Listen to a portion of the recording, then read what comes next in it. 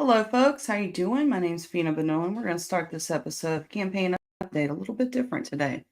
Today, we're going to talk about religion. And so, in the spirit of religion, and make sure I'm live on Instagram as well. There we go. Click that button. In the spirit of religion, I'm going to share with you a little verse. Well, it's not really a verse. I'm going to read the whole chapter of Psalm 91. My favorite chapter in the Bible for folks that need strength, that need reassurance. He that dwelleth in the secret place of the Most High shall abide under the shadow of the Almighty. I will say of the Lord, He is my refuge and my fortress, my God, in Him I will trust. Surely He shall deliver thee from the snare of the fowler and from the noisome pestilence. He shall cover thee with his feathers, and under his wings shalt thou trust. His truth shall be thy shield and buckler. Thou shalt not be afraid for the terror by night, nor the arrow that flieth by day, nor for the pestilence that walketh in the darkness, nor for the destruction that wasteth at noonday. 1,000 shall fall at thy side, and 10,000 at thy right hand, but it shall not come nigh to thee. Only with thine eyes shalt thou behold and see the reward of the wicked, because thou hast made the Lord, which is my refuge, even the Most High, thy habitation. There shall no evil befall thee, neither shall any plague come nigh thy dwelling. For he shall give his angels charge over thee, to keep thee in all thy ways. They shall bear thee up in their hands, lest thou dash thy foot against a stone. Thou shalt tread upon the lion and the adder, the young lion and the dragon shalt thou tremble under feet. Because he hath set his love upon me, therefore I will deliver him. Because I will set him on high, because he hath known my name. He shall call upon me, and I will answer him. I will be with him in trouble, and I will deliver him and honor him. With long life I will satisfy him and shew him my salvation. Now for the opening.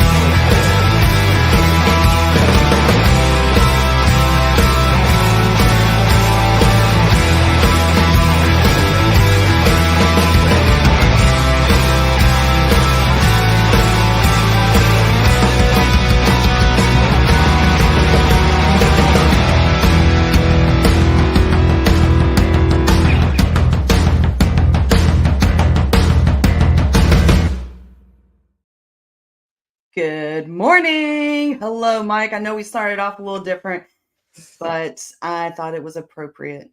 No issues. I usually start off with, Psalms 118:22. This is the day the Lord has made. Let us rejoice and be glad in it.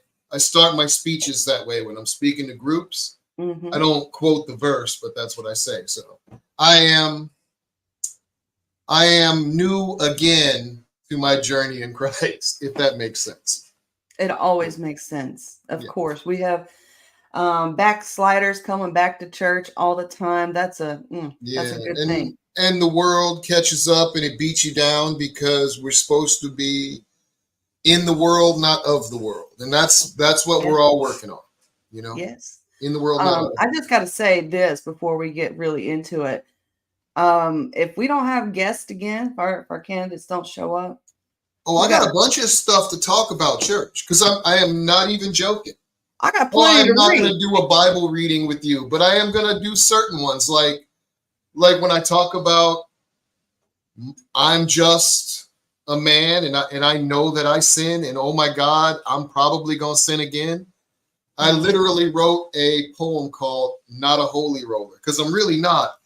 I feel like an imposter. I feel like I'm seeking to be a disciple and I'm doing it earnestly. But man, when you talk about sin, I had some epic ones and some of them I'm still proud of. So I'm trying to work through that part also.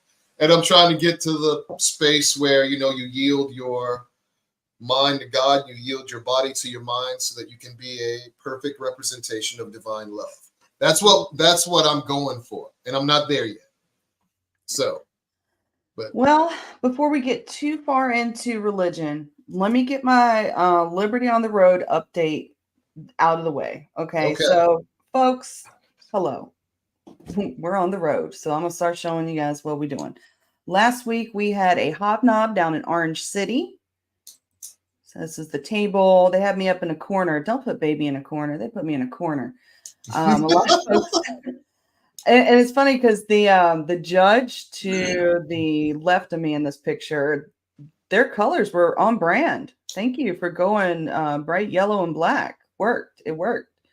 Here we go. Here's a picture from doing some. We were doing door knocking this weekend. Here's another picture from the hobnob. And, I'm going to just go ahead and go play this real quick. Where's that? At the very bottom. This is from the hobnob. Bonoan, United States Senate candidate.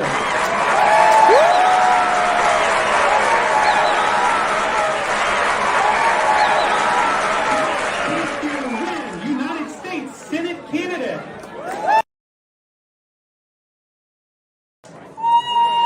Next up, a big election here in the state of Florida for representation in Washington, D.C. In the race for United States Senate, Rick Scott, with 40.3% of the vote and a very heavy crowd here. Moving on now, in the House of Representatives. Yep, that was, so they had this part where, you just kind of walk across the stage like a pageant. And that's what this is getting ready to go up on the stage, walk across, they say your name. You're not allowed to say anything, but you smile real pretty and hopefully they'll vote for you. Gosh, that is the stupidest thing I've literally ever heard. Yeah, it's a pageant. It's a pageant. You're not allowed to say anything. They don't care what your views are, what your platform is. I've noticed a lot of folks don't even put like what their views are, what their issues are, what's important to them, what they're going for. They don't put that on their material at all. No, they just put their name and their color and their, Republican or Democrat, maybe. But that's whatever. I'll keep going. All right. So this is Liberty on the Road. Sun up. Door knocking. This is a new volunteer for my campaign, and his name's CJ in the back. Of course, that's me and my husband up front. And he took us out to Avondale area, Riverside, Avondale, Jacksonville, and his neighborhood, which is a nice historical area. And we were just doing door knocking out there in the morning, gave away. I think we probably hit up at least 100 houses. It wasn't too bad. And then here's the sunset from my pool when it's all done and tired. And because I know you guys want to see some hurricane porn, here we go.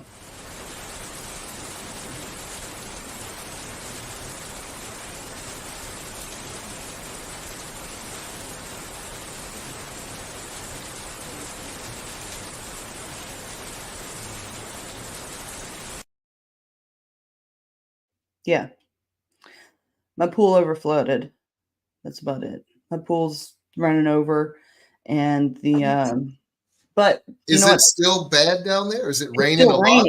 It's still raining, which is not good because it was flooding yesterday, and it's still raining, still flooding. It's more of like bands of rain now because we're on the other side of the eye now, where we're getting that outer bands again. So it's still pretty dangerous. I have a hobnob later, and I was supposed to be at it this morning. Well, I don't say I was supposed to be because I read the email wrong. I thought it was at 9:00 in the morning, and I'm like, oh my gosh, who's going to be there at 9:00 in the morning at this hobnob? But we're going to. I'm still debating on whether to go to it or not because I need to be there by 3:00. This show doesn't get over until 1. What is it? And it's a 3-hour drive. Well, 2.5-hour drive. Jesus. It's a hobnob. It's another opportunity for me to walk across the stage and someone say my name. Now, the good thing about this last hobnob, a couple things. First, they had food. I like that they had food there.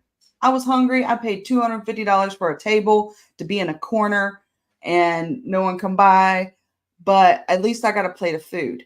Also, they actually they came up to me and asked me how to say my name. I can't tell you how many times my name's been called and I've had to walk across the stage to I'm having a little trouble with this one. Fiona.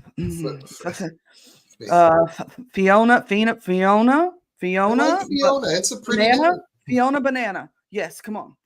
No. Just you see the letters, they don't make sense to you. Just ask the person. Just ask them. Feena Bonoan. Feena Bonoan. Oh, my favorite was when my t-shirts from Hawaii, the Feena Bonoan was like right here on the chest, right? And so I got a few boob Noans.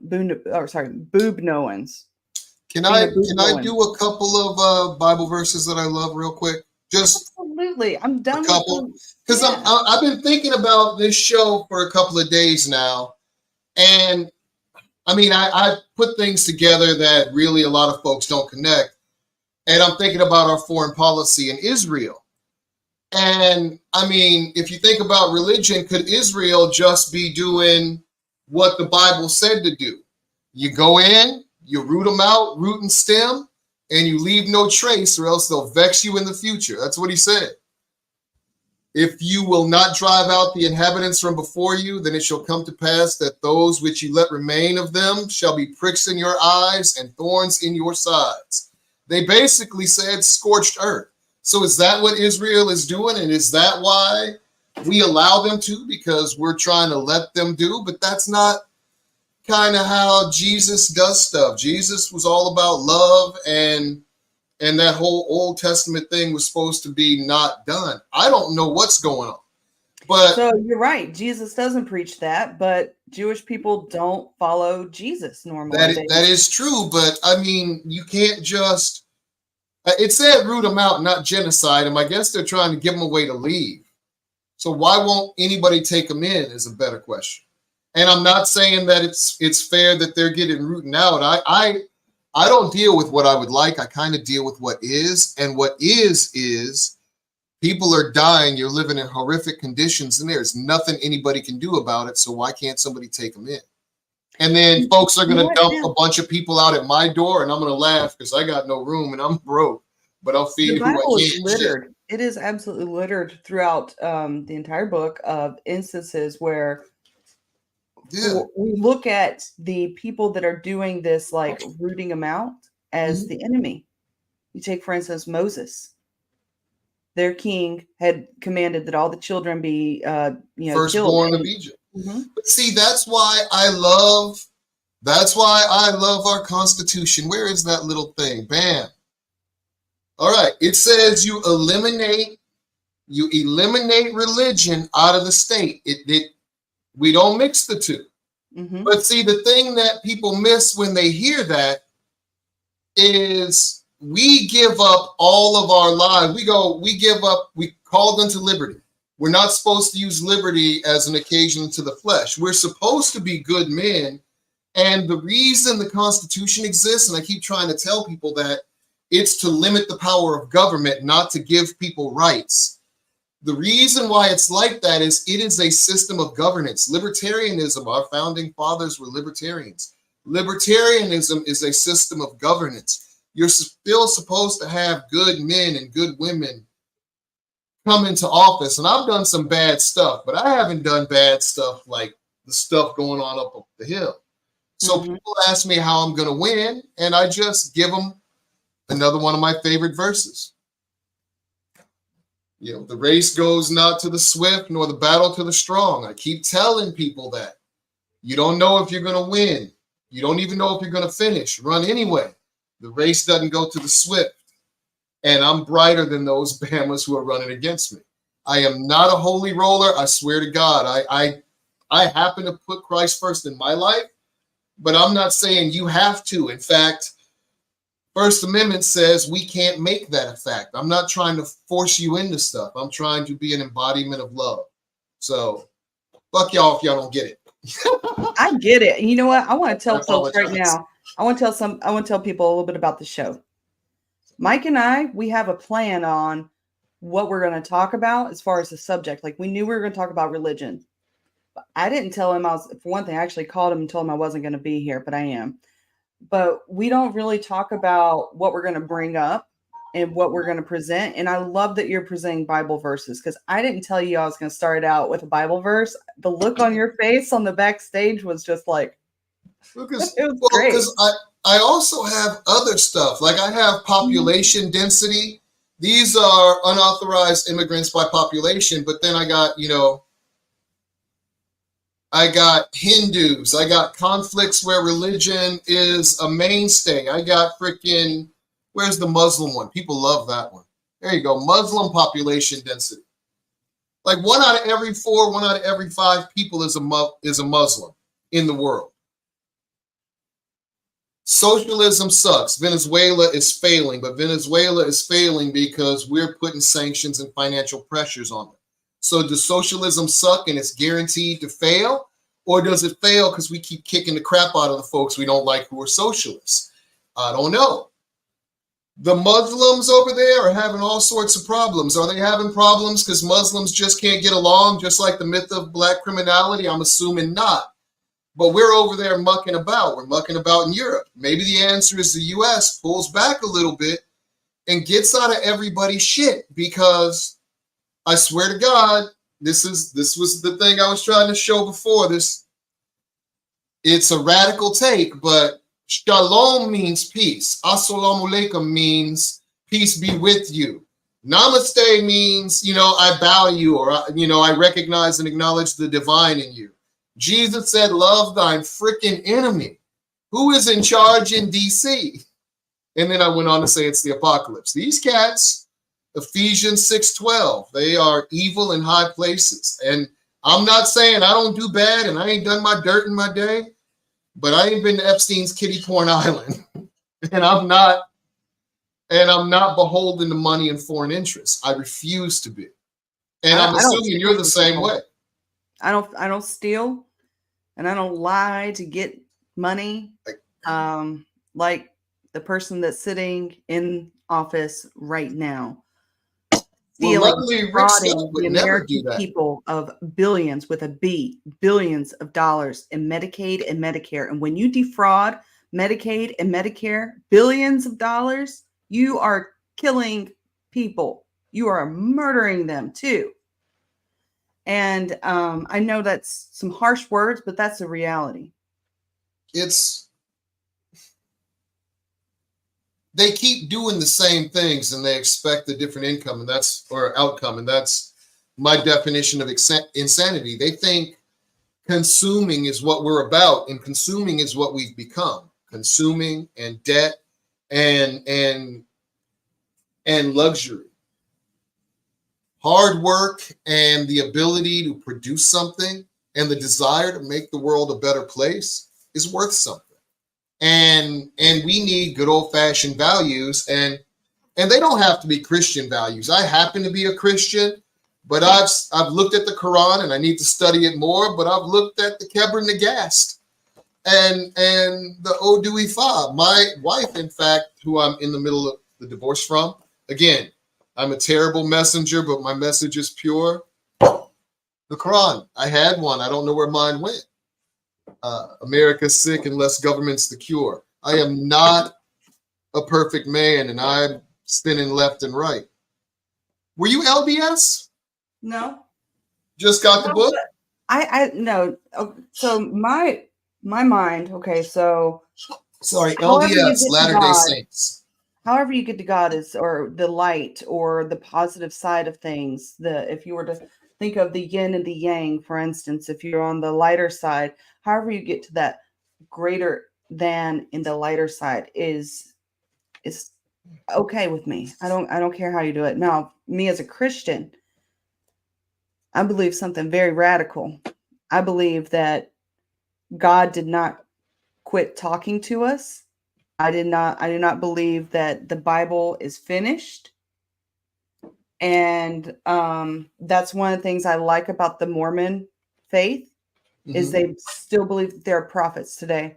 They still believe that the word is living and is still being written. And so, yeah, I like the Mormons for that. They also believe in science and expanding the universe. Like, not all Christians believe in no, and a lot of them don't. Science. A lot of them don't. Yeah. But I really think, and a lot of me goes, okay, so I'm Christian, so I believe that Christ died to fulfill the covenant in the Old Testament that God made with Abraham. Blah, blah, blah, bada bing, bada bing. You can go research that stuff if you want to. It's actually kind of fascinating. But when I was getting married in front of the fountain at one of these national galleries, National Gallery of Art, National Gallery of History, one of them. And it was in front of the statue of Hermes, who was Mercury in another mythos, and he's been attributed to Hermes or to Loki in Norse mythos. My wife is Yoruba. She's not Christian. So she said, oh, that's Loki, or not Loki. She said it's a Legba. And I'm laughing because a lot of this stuff has a homeogenesis. It has a common root.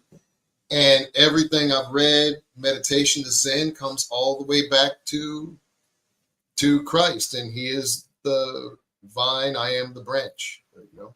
So we kind of touched on it. We're kind of like talking around it, but I want to share a little bit of science too, right?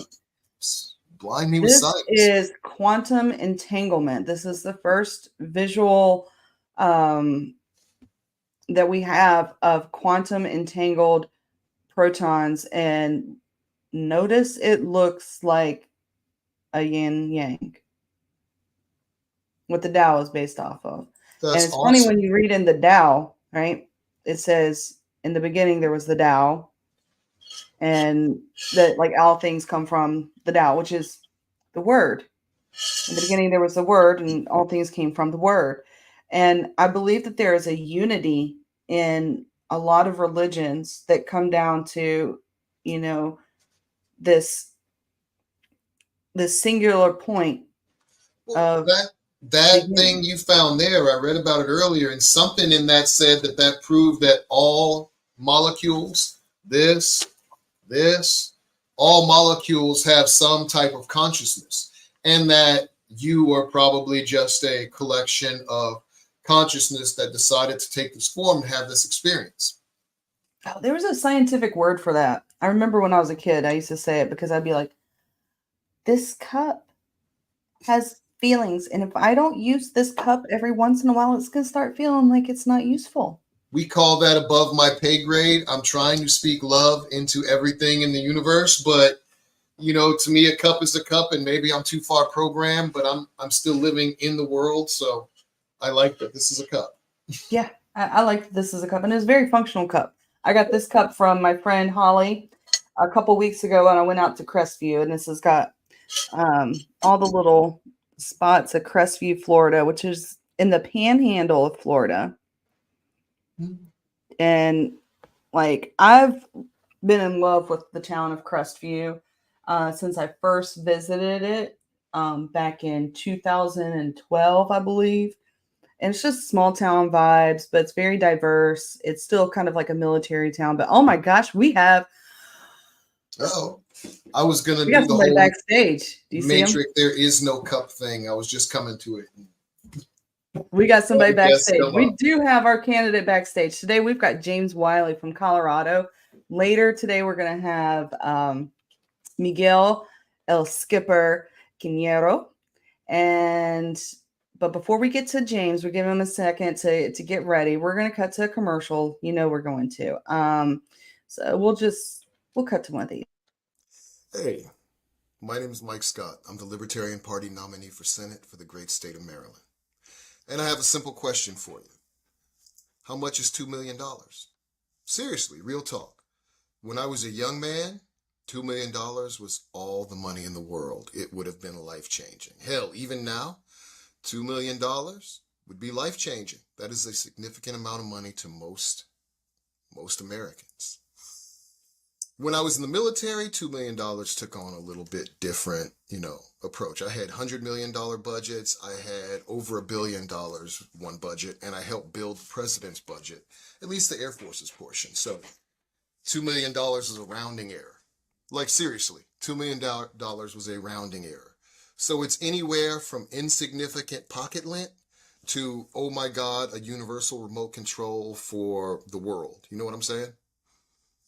$2 million is also about what Angela Alsobrook raised in the first 3 months of 2024. Yeah, January, February, March. She raised about $2.1 million, raising her total war chest to a little north of 7 million. She's in third place. Lockdown Larry just out fundraised her.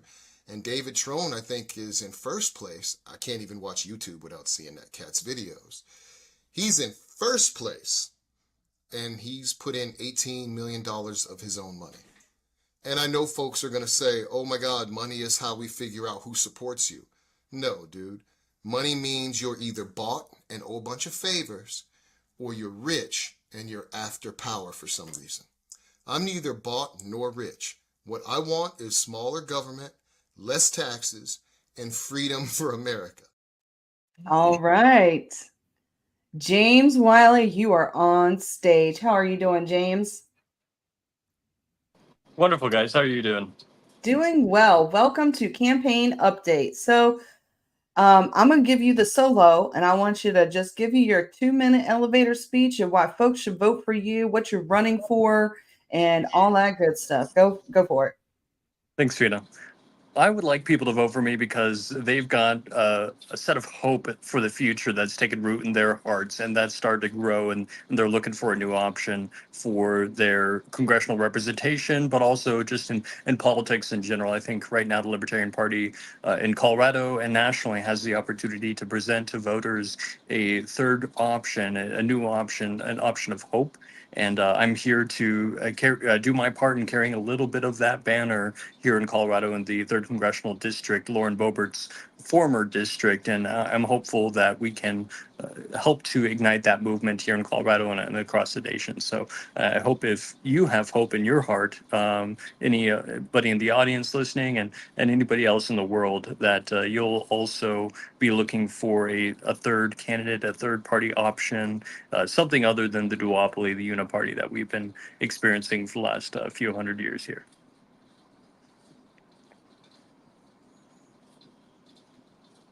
Oh, goodness, I'm muted. What are some of your qualifications you have for running for office here? What's your background?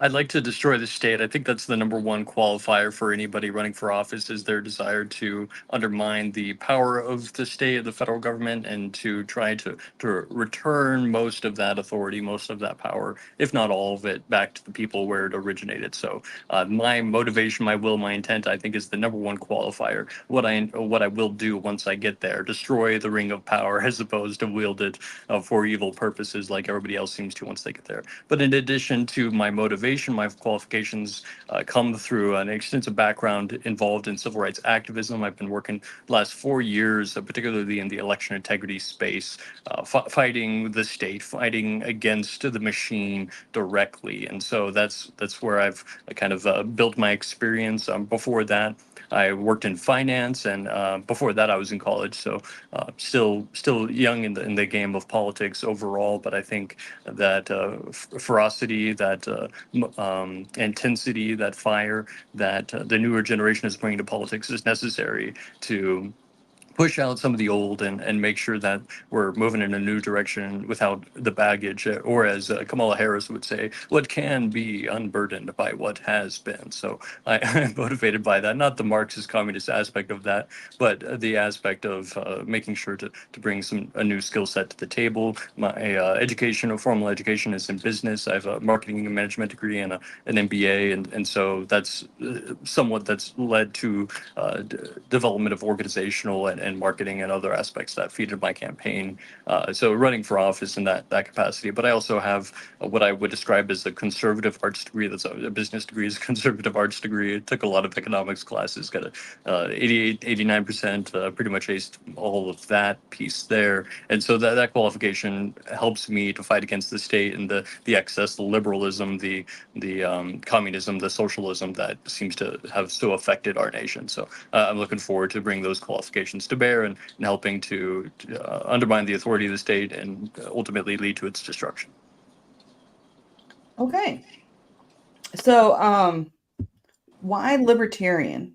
Why? What got you involved with Libertarian Party, and how long you've been with us? Like, what's your involvement with the Libertarian Party of Colorado?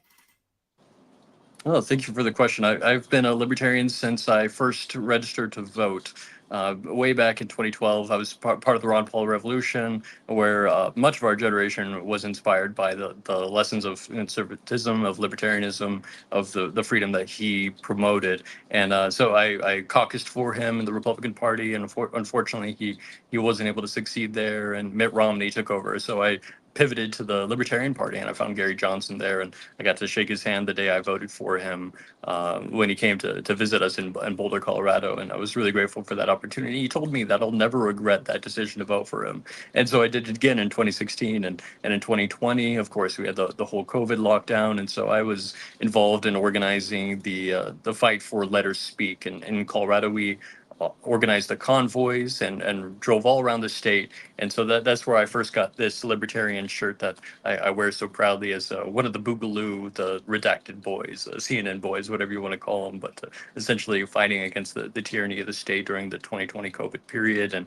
and specifically against the tyranny of the state against the people who were protesting that situation. So really grateful for that experience after the Let Her Speak movement and trying to get on the debate stage, and unfortunately we didn't succeed there. Again, I pivoted towards the election integrity scene. I worked there as a civil rights activist, starting organizations, Save Our Suffrage, Election Watch, nonprofit organizations advocating for people's rights, and I've been working in anti-human trafficking as well with an organization called Project Thaler. I did that last year, helped them get their organization off the ground and fight against some of the cartel work in Arizona and other states. So that's my fighting spirit has been developed within those environments, within the election integrity, within the debate access, and the anti-cartel environment. And I want to bring that fight against the state more directly as a representative of the people. So, is this your first run, or have you done other races? I ran for president in college. that was a college president. I did lose, so and I have a basic experience. I wouldn't, even though that's a government institution, I wouldn't consider that as No. necessarily running for office. So, So this is your first run. first official run, yes, yes. Okay. So how do you like being the candidate? Have you gone out to do some straw polls? Are you working with a campaign team? The team is small. We've got a few volunteers that are helping out, but the major opportunity I've had is with strategic alliances and working with other candidates, maybe in other parties, and negotiating with them to try to make a difference in the political scene here. In Colorado, we have something called the pledge, the Libertarian Pledge, and we were able to negotiate that with the GOP. We've actually had some independents sign on to it. No Democrats yet, though there's been some interest. And that's a concept where if there's a candidate out there who's sufficiently libertarian minded, we don't want to be competing against them. We don't want to be spoiling their race, whether they're Republican or Democrat or independent. We want to come and form a coalition with you. And so there were several Republican candidates who came forward and said, I love that concept. And they signed the pledge. And from that point, we were able to negotiate a certain arrangement. For example, Lauren Boebert, her first reaction to the pledge is, I'm not going to sign. I only pledge to God and country. And she cast aside our libertarian principles, which are upheld by the pledge. And so my reaction to her was, well, I'm going to run against you. If you're not going to sign the pledge, I'm going to run against you. That's why I entered the race. And as a consequence of that, she ended up dropping out of that race and switching districts. So when she wasn't able to sign the pledge, I became the spoiler to her and she ran off. We've had success with that pledge in other areas as well because we Is had she going to three. run against are there going to be is there going to be a libertarian running against her in her race now? Yes, the esteemed Hannah Goodman, the chairman of Colorado, has Nice. taken her on, former vice chairman candidate at the national level, but really well known throughout the country and really bringing an intense fight. So HannahForLiberty.com, I'll plug her a little bit as well. Make sure to support and contribute to her campaign because while I started out as the one that was going to destroy Lauren Boebert, I don't get to finish it. I was hoping to, but I don't get to finish it. Hannah's going to finish the job. So please support Hannah in that respect. Of course, if support my campaign as well, JamesForPeace.com, and we'll still win this district against the deep state, but it'd be great to take on Lauren specifically. And so we've got her in that angle. And there were other candidates who signed the pledge in my district, but they didn't make it through the primary. The three other Mhm. candidates signed the pledge, but they didn't make it through the primary. So the Republican Party is essentially saying, we want to run against you because we refuse to bring forward a candidate who you won't run against. So they want me to be in the race. Okay. Well, speaking of, I'm going to go ahead and share your website. We're going to do this a little bit differently this time Oh, because cool. Thanks. usually I do screenshots, but this time I'm just going to go straight up to your website. Let me know if it works out. So here's your website, James for Peace, End All War. This looks like a really nice website. Who did your website? I did, actually. I appreciate that. We'll accept the cookies. Okay. Got an anonymous mask.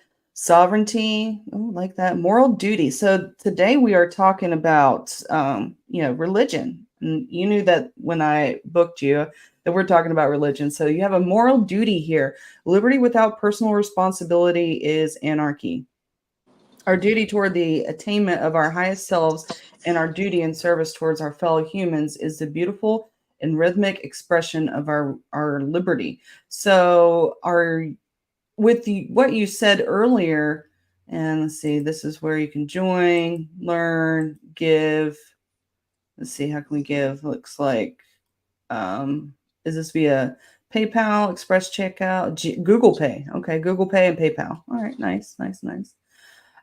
So with what we talked about earlier, you saying dismantling the system, and then your website says that basically that, where is it at?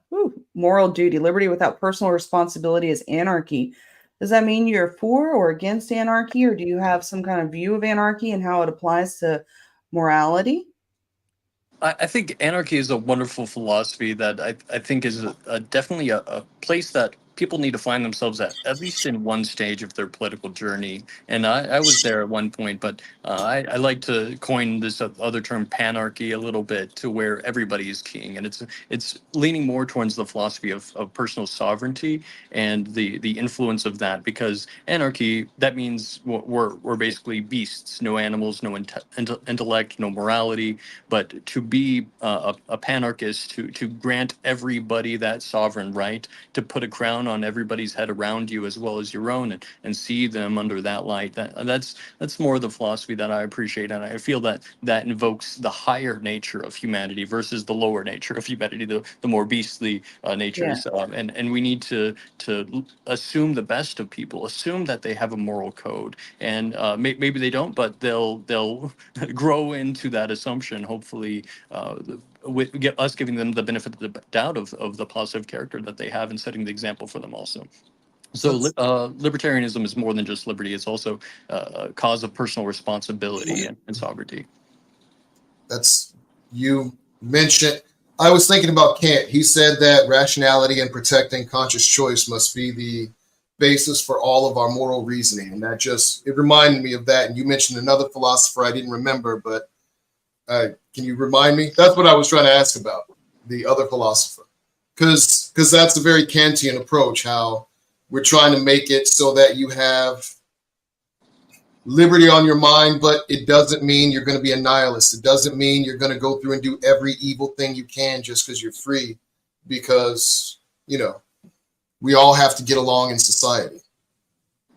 I don't know. And there's an opportunity for us as humans, and this is less of the political, more of the philosophical, maybe a religious piece of things, but we have an opportunity, being conscious of ourselves, to improve ourselves, and to being conscious of our society, to improve our society.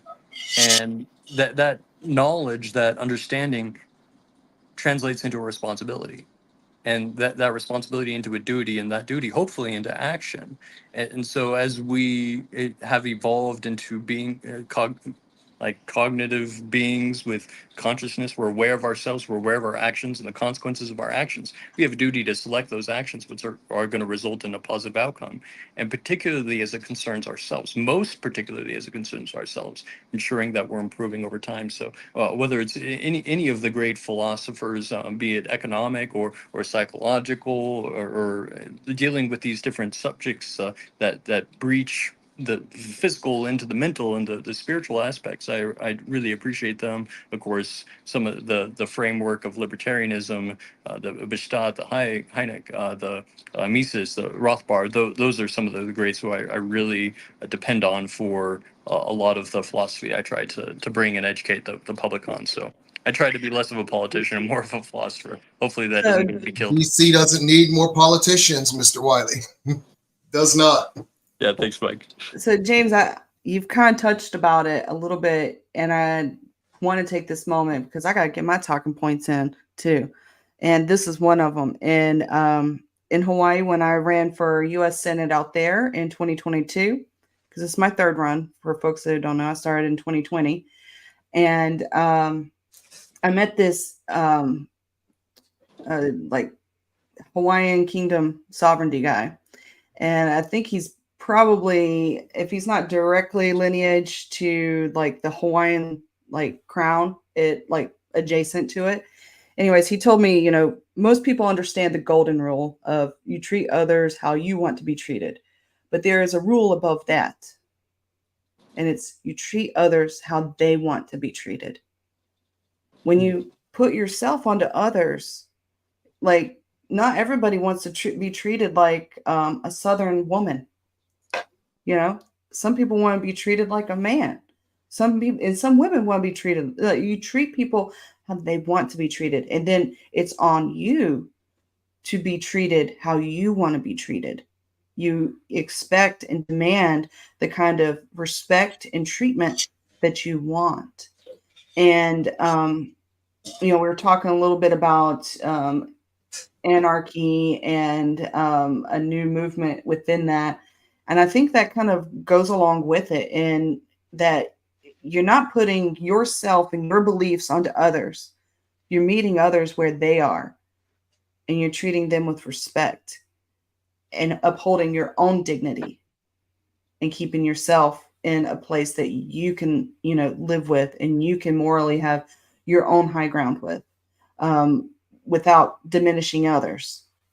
So. If everybody thought that way, though, we wouldn't necessarily need government, because if everybody, and that's what government's there for, is to protect us, because people are corruptible. Look at our politicians. They're powered by money. And if people are corruptible, then you don't concentrate power there. You give them as little power as necessary to affect what needs to happen. And what we're doing is going here, handle healthcare. Oh, we got defense. No, dude, we're not doing defense. We got 750 bases in 80 countries. We are on offense, dude. We are fun. It's horrific. The things that we're doing, again, Ephesians 6:12, evil in high places. We can do different things, and we should. So I'm a fan, James. I like what you said. I freaking love your take. It's rational and it's kind. It makes sense. So thank you for that take. What other questions? I know you got like 50. You said you had 50. Me? Yeah, sure. I've always got questions. I was actually going to go. If you're going to say 50 questions, then I'm going to go 50 questions. I'm put you on solo, and then I'm going to go for hot button issues. And I just want you to say yes or no. Okay. So quick. Okay. Here we go. Guns. All. Yes. Yes. Free markets. Maximum. Taxes. None. Abortion. As long as it doesn't kill the child. Weed. 30% and above. 30. What do you mean by 30% and above? He's only giving you the THC rating. 30% and above? I'm just saying, like, if you're gonna smoke something good, like Colorado, like some Skywalker OG or some Blue Moon, like there's some really good strains that in Pueblo definitely hit the mark. He said, "Don't smoke no ragweed," is what he said. He said, "Don't play with no ragweed if you're gonna smoke." Brown. Get the sticky. Brown. Maybe I Okay, should stick with going yes back. and no. Going back real quick. Let's see. All drugs. Legal. Let's see. Prostitution. Decriminalized. Roads. Privatized. My house. Your temple. Okay. My body. Your temple. Okay. All right. So I feel like I've given you the hot seat. That's pretty good. You did all right. Wait. Leviticus. LGBTQ plus. Leviticus. Yeah. Not for minors. Well, that would be like the TQ plus aspect should not be for minors, because that involves permanent changes to the individual and whatnot, and that's something they can't consent to, and the parents also can't consent on behalf of the child to something that's and to be consistent. I'm also against all I just don't think genital minors. mutilation. I don't think the whole circumcision. sexuality should include minors at all. Like that conversation, that is like. My only issue with that is back in the day they were trying to make was it Jehovah's Witnesses or Christian Scientists or whatever, they were trying to make their kids take what they thought were necessary treatments, and they were talking about snatching kids for the vaccine. Hell, we were at vaccine passports. I am not for transing children. However, I am not for allowing government to get in between the healthcare decisions I decide to make for my child, and freedom entails risk. And just because I don't think they should do it, doesn't mean I think they should ban it. And I don't want to give any of those people power, because they'll find a way to use it against me. So they can't have it. So I am a minarchist. There's some stuff y'all should mess with. We got it in the Constitution. I would be an anarchist, but I hate growing food and I like air conditioning. So you could keep your air conditioning as an anarchist. But I like roads. So, I'm a roads person. I've been to countries that don't have roads and seen the chaos. I've driven. I've not. Luckily, I've not driven on those roads. but because I've been oh my I've been God, in I was places bored. with open benjo ditches, dude, where you got open sewers. They started covering them with concrete, but it was just a little rut that went down the middle of the road. Yeah, Ah, there's I certain love America. infrastructures that's good for everybody. Like the plumbing system, clean water, those things Well, good to But have. then, but then again, you look at Flint, Michigan, and they got lead in their water, and black folks are 4 times as likely because government. And when those idiots, when the Ford plant decided, hey, we can't use this water, it's complete shit.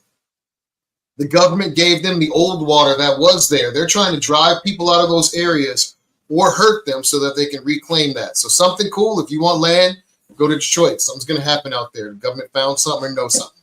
That's just my 2 cents. All right, James. All right, we got like a few more minutes before we got to do the Chase Oliver update. And what are your thoughts on the criminal justice system? Oh boy, that's a big subject. I've worked It with an is. attorney for the last several years. In addition to doing the election integrity, he also does a criminal defense law. So we supported a lot of different clients who were going through the system, as you might say, and some of them definitely deserve to be there. But regardless, the way that the system treated them and treated even especially the people who didn't deserve to be there is horrible. And the fact that this what's supposed to be the criminal justice system is really just a financial market to bet on the probability that people show up for their bond hearing or whether or not they'll go to jail, the conviction rates. We shouldn't be having derivative markets on people's future and their freedoms. We should just help correct them if something goes wrong through private industry. We don't need government jails. We don't need government police, nothing like that. What we need is communities taking responsibility for themselves and enforcing the law in the capacity that they see the law broken in front of them, as opposed to utilizing the force and violence of the state to accomplish any of those goals. So I feel like in an environment where you've destroyed the state entirely, a few steps further than minarchism, even, you still have law and order. You still have the people coming together to form systems and accountability. That doesn't mean that the state needs to necessarily tax people on the threat of violence in order to fund those endeavors in the criminal justice system. That could be funded by donation. There was a time and a place where bounty hunters would go out and pursue rewards in order to capture people, and those rewards would be crowdfunded for with a GoFundMe. Just kidding. They didn't have GoFundMe back then, but they did have the hat. They passed the hat. They raised the money. They found the evil people. They stopped them, and they locked them up in either private prisons as those were available according to the law. And you don't need the government to be able to work within the law. You just need people who understand the law to be able to act with confidence to enforce it. And that goes with the whole doctor and medical and abortion and protecting children from trans and all those other decisions with the Scientologists and whatnot. I'm not trying to get the police in anybody's house, but if my neighbor's abusing their kids, it's my responsibility to do something about that. Back in the day, you'd actually talk to the neighbors. I don't think you do that now. Probably not yet. I was just going to give you a little bit of pushback on, because it's one of the things I really think government, and this sounds terrible, I don't think government should fund it, but I hate privatizing. I hate the idea of privatizing prison. I just want it to change completely into something that's rehabilitative versus punitive, because they have other models in other places that aren't horrifying, and we don't have the tropes about the tortures that they go through in our prison system. So, and I guess technically they do that with both private and public prisons, but that's the nature of what we accept as a people in prison, not necessarily whether it's public or private. So What I'd really like to see there is bring back the asylums, and not as public institutions, not as yeah, private institutions, as nonprofit community institutions. Here in Pueblo, Colorado, we have what's called the state hospital. I'd like it to be renamed just the hospital, and people can donate to it and support it. And rather than filling our prisons with people with mental health issues, we can put them back in the asylums. And you see the asylum population collapse over the yeah, last 4 years, and the prison population replace that essentially. And these people do not belong in prison. They belong somewhere where they can not hurt themselves or other people, in more of a permanent capacity, because they need to be institutionalized, not in a state institution, but in a nonprofit institution that'll care for them and be accountable to the donors and to the community in which that nonprofit exists.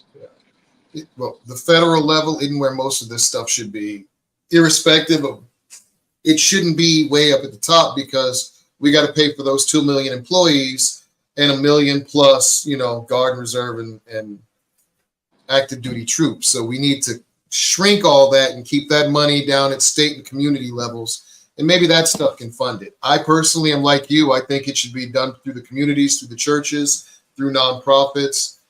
But, whatever we think, it shouldn't be done at the federal level. So. All right. Well, James, thank you for coming on the show. Thank you for giving us a campaign update and letting us know about what's going on in Colorado. Thank you for running for office and keeping the light for liberty on. And if you want to say anything else to folks, the audience, or anything, you got 1 second. Go ahead. 2024 is the year. We got exciting things coming. Look to Colorado. I know there's going to be some controversy coming up here, so look to Colorado for some more activity with the Libertarian Party and shifts in politics and rebuilding the political landscape so that we can win this year. Thank you for the time. I really appreciate it. No, I loved your conversation, dude. It was amazing. Thank you. JamesForPeace.com. Please donate. Bye. James for Peace. All right. Commercial time, and then it's right on to the Chase Oliver update. A record number of Americans favor a new political party. 57% of Americans still believe a third major political party is necessary. Voting third party is a wasted vote? Bullshit. This is the establishment's most successful lie in modern politics. America is the only major country with free elections to only have 2 viable options. Not anymore. The Libertarian Party is the fastest growing political party in America and will be on the ballot in all 50 states. And when we talk about winning, we don't just mean winning the White House. There's all kinds of wins you can have in your state if you vote Libertarian today. We can win ballot access that makes it easier for future candidates to run for office. We can win major party status that gives us more attention from the major media. I think it's a great day to be a Libertarian. And we could have Libertarians getting elected all over the country in local races. Whenever Libertarian candidates are able to break through the mainstream media blackout, our support grows. In my televised debate with Senator Raphael Warnock, I was able to reach out to millions of voters. Many of them realized that they were Libertarian all along and just didn't know it. Why is that the radical idea and not the rational idea? If you live in a solid blue or a solid red state, voting for Trump or Biden is a wasted vote and it won't change the outcome. Voting Libertarian is the only way to make your vote truly count. Currently, all the 2 major parties have to do is be slightly less evil than the other side to win. Let's make the statement that we will accept no evil. When someone tells you you're wasting your vote, recognize that they don't care about you. It's a selfish statement. They are saying that your beliefs aren't worth being represented, that you should silence your voice so theirs can be louder. Vote your conscience, not someone else's politics. Breaking up the duopoly is the only chance for the real radical change needed to give the power back to you, the people. Voting for Chase Oliver for president will contribute to bringing more choices into our political system.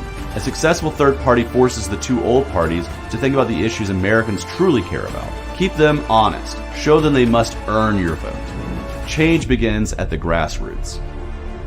I'm Chase Oliver, a candidate for president, and I approve this message.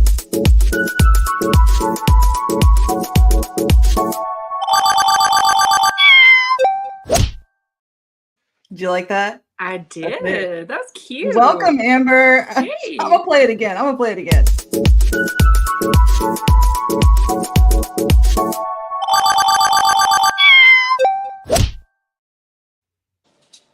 love it so much. All right, Amber, what is Chase Oliver doing? Where's he at? What's going on? What happened last week? What's happening next week? What's happening this week? Well, last week we all went to Kentucky. He spoke at the, I'm about to say Iowa State Fair, and that's not what we did. The Fancy Farm. It's a big picnic they have down in Fancy Farm. And Chuck Schumer spoke and was very turtly. But Chase got, I think, a good response. People actually listened to him. He did one zinger, and I could not break that down on my iPad, but I would have if I could have. But he started talking about all of the things that Biden did wrong, and then he's like, "Oh wait, that was Trump." Those are always good. Yeah. So what's going on this week? So this week we are heading to Iowa. I am in St. Louis right now because it's midway. So we're gonna go up to Iowa, and we are going to file with the Secretary of State tomorrow, and then head to a rally with about, I think, 150 local farmers protesting eminent domain. So that'll be a really good thing. They're also going to have a parade tomorrow, and we'll just see which one we do. But then we have Iowa State Fair from Thursday, Friday, and Saturday, and then some of the morning on Sunday. So Chase is going to be speaking on Saturday at 4:30 Central. So Okay. I do see you got some pictures up here for us, so we'll go through those. What do we got?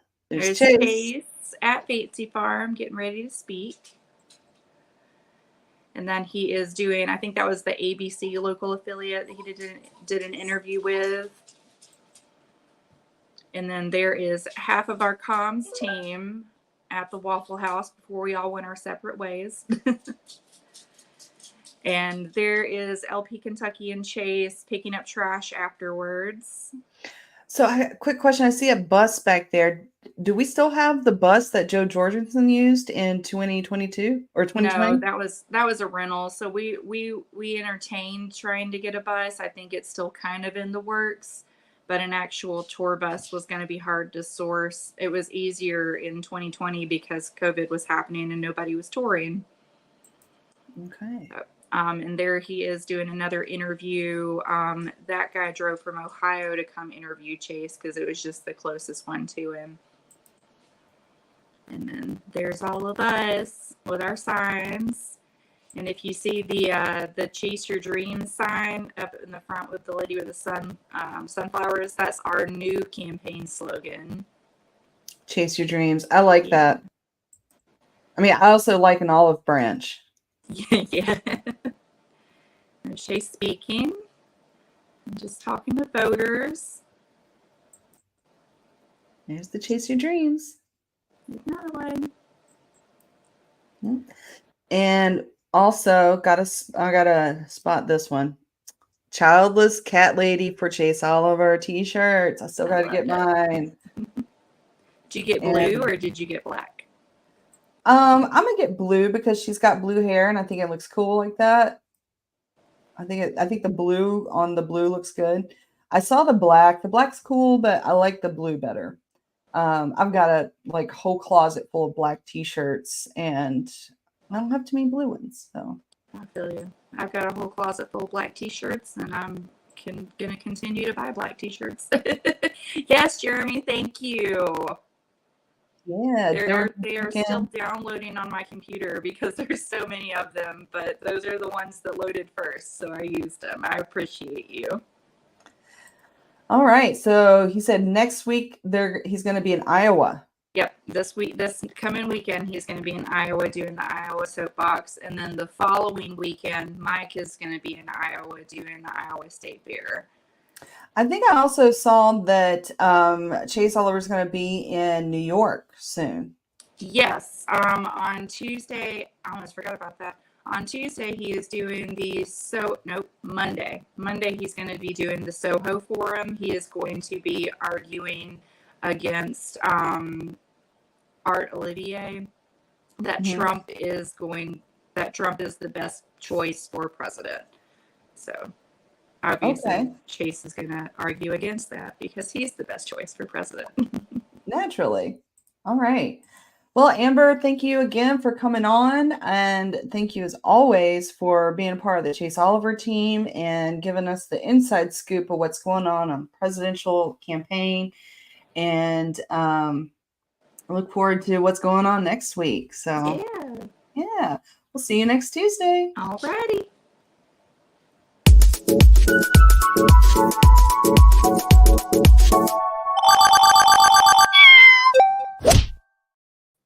All right. So I wanted to chime in with a couple of chase ideas I had, Okay. but I didn't know if people had a sense of humor.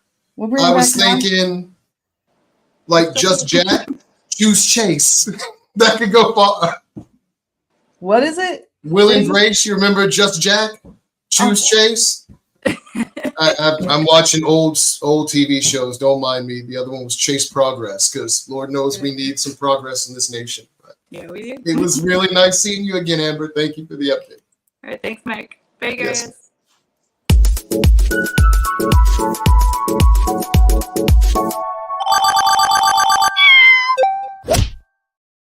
All right. Our next guest, folks. He's a high flyer. He's a hero. And he's running for mayor of Miami-Dade County here in Florida. Please welcome Miguel Quintero. Hello. Thank you very much. Thank you for having me. Nice. Thank you. Nice meeting you. Hola. Nice to meet you. She's serious, though, when she says you're high flying, right? So I read something about that. You want to tell us a little bit about that? Yeah. So I am the owner of Miami Flying Trapeze. We're the only school in the South Florida area between three counties, the major counties down here, Broward, Monroe, and then Miami-Dade County is the biggest county in Florida in population. And we have a very big budget. So our budget down here in the county is bigger than 9 state budgets. And we're one of 67, 66. Feena is 67, 66 counties in Florida. Yes. I think Yeah. we have a $13 billion budget here in the county. Wow. Property value has skyrocketed naturally. It's still on a rise. Now, I think rentals are starting to be a little bit more competitive and start. They're hinting at going down, but they haven't gone down yet. But property value, it continues to trend higher, is higher than any other local county or in the country. So Miami's on fire. My dad lives down near Hialeah. He lives in Miami Lakes. Oh yeah. So I understand what you mean by property values going through the roof. I was looking for a couple houses down there. I wanted to get just those little 564 square feet boxes they have. We're going for $300,000-400 grand last time I checked. You know, I gave up on Miami. I gave up. It's brutal. So the home that I'm currently in, we bought in 2020, and we got in right at the start. So we got very lucky. But I can't imagine anyone buying now, because even this home, in 4 years, if I put it on the market, I will have quadrupled my investment. That's how much it's gone up in 4 years. So every year since 2020, I have the price has gone up. The value that we bought it at has gone up that much every year. Everybody thinks that's great until you realize when you want to upgrade, where you're going to upgrade to, because everything else went up that much. Right. So no, if you're selling in Miami, it's because you're moving out. You're going to go where that money can carry farther. But yeah. So that's one of your platforms is housing and urban development out there. Well, yeah. So there's certain areas. So natural. Excuse me. And I'm fighting an infection, so I apologize. I'm really tired. Oh, it's okay. It's okay. But so one of the big things is Miami has to densify, and that's the Live Local. It's a Florida act. It's a state law. The Live Local Act. Miami is going to densify, but it needs to be done reasonably. There's certain places that want to build up and they want to densify. Downtown is easy. You have the US 1 corridor. That's easy. You have Hialeah wants to build up. They want to be like a mini downtown Miami because it's Hialeah. It's kind of its own little country. When you go to Hialeah, in fact, the primary language is Spanish, and it's really cool. I love it. I love the culture that they have there. It's still the United States. And for the most part, the politicians on Hialeah are reminded and still know that it is the United States, but they have their own culture. But they want to build up. They want to densify. You have Dadeland, which is another area down here. They want to build up. But when you start to want to densify the suburban, single-family home areas, and you want to put these high rises there, that doesn't make sense. The people don't want it, and yet current politicians, they're all, a lot of them are, most of them are attorneys, and then their side hustle is always development, because that's where the money's at. It's in property. So they have their hands in building structures, whether it be commercial or private, or rental units is the big one. And it's cheaper for them to go into these single family home areas, specifically the Black communities, which I'm a big advocate for the Black community, because they're the ones who get trampled on all the time. They're the ones who get taken advantage of.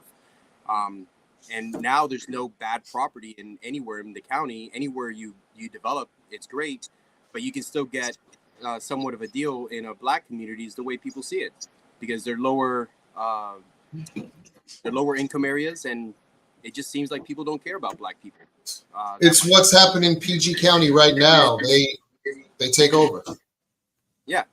And so you have these either retired politicians who are still well connected, or current politicians who are buying up property, and they don't care how it affects the community that has been living here for 50, 60, 70 years. And they're passing down this generational wealth that now is being reduced because they're going to build apartment buildings for rentals. Well, people know that if you do that, it's going to destroy the property value of those who own homes. So for instance, the home that we have, we have 2 private lakes that we're attached to, and we own a piece of it. Right now, the current administration has put a director in place that has changed the law in 2021, where now these lakes can be filled in and build rental units. And that's destroying the property value. And this is all happening in Black communities, which is why I keep harping on Black communities, and that we have to focus on that. They're going to fill in these lakes. They're going to take away the beauty. Now there's going to be more traffic, more trash. And it's something that doesn't have to be done. There's other places that they can build up. But they do it because they own it. They buy these properties that were worth nothing because you couldn't develop on it before. Then they pass the law in secrecy, with very few people knowing about it, except for the politicians who buy up these lakes. Now they're pushing to get them rezoned. And because of the Live Local Act, it's they can do it. And also because of the change in the CDMP, which is the main one. So it's the only way that I can really bring attention to it is to remind everybody, you're still shitting on Black people, even today. So you say that you're for the Black community, and you're still shitting on the Black community. And it's weird because I'm obviously not Black, but my heart is in the Black community. No, I appreciate anybody interceding on behalf of BIPOC. It's not done enough, and people keep forgetting. You got to have a heart. You just can't always make money. You got to have a heart in this game too, because otherwise you're just wrong, dude. Oh, wow. So I want to go over your website a little bit. Got to share your website. And I love your website because it looks like my website, one of my old websites. I think you use the same template, and I'm okay with that. Yeah. Good ideas don't require force. And keep it simple. It gets the message out. It's visually appealing. So it works. And if there's actually a video on there that I think people would love to see. A lot of people don't get to see. If you go back up and then keep going. Let me see. Actually, you know what? Hit home. It's a 2-minute video, but it'll blow your minds. I think your viewers would really love to see this, because I don't even know if you've seen it yet. If you click on home there. I'm clicking. I wonder why it's not there it is. Click play on that, and Hero runs for mayor. And in custody, accused of setting a fire at an apartment complex in Miami. A surveillance video shows the alleged arson attack and a neighbor stepping in to stop him. Local 10's Liam Morehong is live in Miami with this story. Liam. And Louis, a grandmother and 2 toddlers were inside of this apartment when the fire ignited. Tonight, they're thankful for the hero that lives right next door. Police say Luis Menendez didn't come to this home to pay a friendly visit. The 23-year-old came with a gas can. Police saying this video shows him pouring it out on a woman's doormat, setting a potentially deadly fire. What went through your mind when you saw fire? I thought people were going to die. Miguel Quintero says he saw Menendez around 1 a.m. Monday, just minutes before the fire. So right there, that's like red flags. I know something's weird. Moments later, Quintero sees flames through his window and a man running away. He says he knew he had to act. I take her mat, I throw it out, I come around and I bang on her door. Meanwhile, Susan Rios and her grandchildren were sleeping, startled awake by the sound of the fire alarm triggered by the flames at her door. I saw the smoke coming in, the door is charred on the other side, and all I could think of is I've got to get these babies out safely. That was just the horror. But Quintero wasn't done for the night. He ran after the bad guy, tackling him off camera. I put him horizontal. I mean, I saw the bottom of his feet. He went flying. It was a good feeling. Menendez bit Quintero during the scuffle, but eventually lost the fight. Quintero brought Menendez to his neighbor's front door in a chokehold until police and fire rescue arrived. I've wrestled for many years. So that came in handy? High school, college, yeah. You got him? Oh, I got him. I don't even know what to do for him. He's literally saved our lives. And so Rios tells us her family does not even know Menendez. The motive for all of this is still under investigation. Menendez faces serious charges: attempted murder, arson, battery. He's behind bars tonight on a $165,000 bond. Reporting live in Miami, Leanne Morejon, Local 10 News. Oh, wow. I love that. I love that so many ways. Like I love the mugshot they had of him because he had that shiner. I know that's from you. That was from me. I did that too. It was a fight. It was a bona fide fight out in the middle of the road. And I was a wrestler for 15 years, so I mean, I had the upper hand. I knew how to control the situation, but I definitely wanted to bring him back so he can see what he did and bring him to justice. So I held him there for 15 minutes. It took the police 15 minutes to arrive. Firefighters got there first, but the fire was already out. But what I loved about the video is if you go into it and you go into YouTube and you read the comments, it's about 700 comments with tens of thousands of likes on per comment. And it made me feel nice. It was nice what people were saying. You don't hear about these stories enough, and there are a lot of heroes out there. And it's not that I ever wanted to be a hero, but now as a politician, it's kind of like I have to take advantage of it. People should know who I am and the kind of person that I am. I bully the bullies. I will go after bad guys. I don't hesitate. And that includes politicians. So some of the comments you've got: how is this not a bigger story? This man stopped a fire and caught the arsonist. Basically it's talking about like this man deserves a medal. That whole family could have died. He did the fireman's job and the cop's job. This guy is the best neighbor and overall human. He didn't only save the whole family, but bring to justice by tackling the suspect. Salute to hero. Oh gosh, this one's cute. Miguel is not only a hero, he's a hunk. We saw your nipple. That'll be on Monday. That'll be one of those bingo. There you go. One candidate with a shirt off. So, but yeah, you are a hero. You are a hero to Miami of doing the right thing, being vigilant, seeing something that looks suspicious, and then following up on it. But not just that. I mean, you alerted the family that was in the home, and you went after the bad guy, because bad guys, they deserve to be punished. Absolutely. And essentially, that's why I'm running for office. I think we have a lot of bad politicians out there. They're liars. I'm in 5 lawsuits against the government for constitutional violations, for cheating. So our current mayor right now, she's the incumbent. She's running for re-election. She straight out cheated, and I have the evidence, and that's going to be the next lawsuit to get her disqualified, because she wanted her name to show up first on the ballot. So she cheated, and she has 2 last names without a hyphen. And she purposely resubmitted the same document that was done first, so that she would have been 4th on the ballot. And she resubmitted it without the check mark, so everybody would think that Levine is her middle name, when it's actually her last name, so that she could be 1st on the list with her last name being Cava. But her last name's not Cava, it's Levine. And she's a cheater. She's been cheating, and she's also a developer. She's one of these developers that go into communities and buy property for little money because of the laws that she passes, and then she develops it. and says, oh no, this is important. We have to densify. We need more housing. We do need more housing, but she's doing it for herself and her friends and other politicians that will vote her way. So another one is she doesn't pay her fair share of taxes, and I have the evidence for all of that. So that's going to be coming out as well. She doesn't pay her fair share of property taxes. When she first took office, she was worth $4 million. Now she's worth $13 million, just under 13 million, 12.9. So it shows you it really does pay to be a politician in Miami, at least. I got a meme for that. I have a meme for that. Just making sure you sold everything last week, like I told you. Thank you, Michael White from Arkansas, for posting that one. That was a good one. I mean, because that's the reality that we're facing. We have politicians going into office, making rules, making laws, so they can profit for their own pocketbooks, and that's wrong. Well, and listen, you steal big or you steal little. I get it.